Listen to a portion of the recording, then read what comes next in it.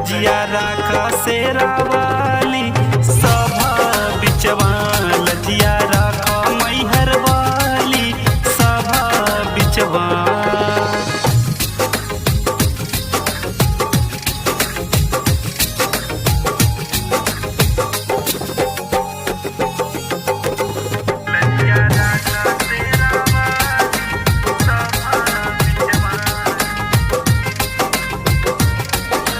ज्ञान ध्यान कुछ हूँ ना जानी हम मूरख अज्ञानी, तान सेन बैजू पर कैलू मैया में हरबानी, कैलू में हरबानी ये मैया कैलू में हरबानी, कैलू में हरबानी ये मैया कैलू में हरबानी।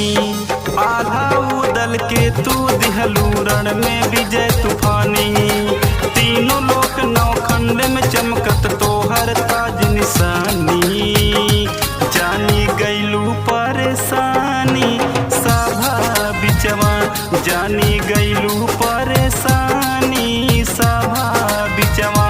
और सभा बिचवा हे मैया सभा बिचवा हे जननी सभा बिचवा, लजिया राखा शेरा वाली सभा बिचवा, लजिया राखा मैहर वाली सभा बिचवा।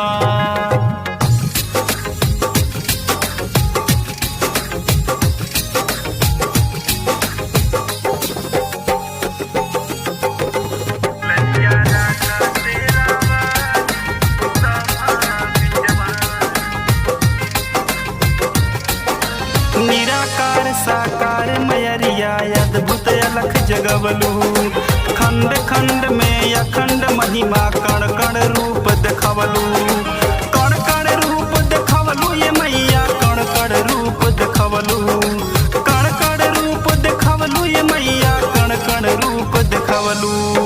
भूला भटका जे भी आयल सब पर दया देखवलू, कृपा कई के महेंद्र मृदुल से तू कविता लिखवलू, गावे सुरेंद्र भजन प्यारी सभा बिचवा, गावे सुरेंद्र भजन प्यारी।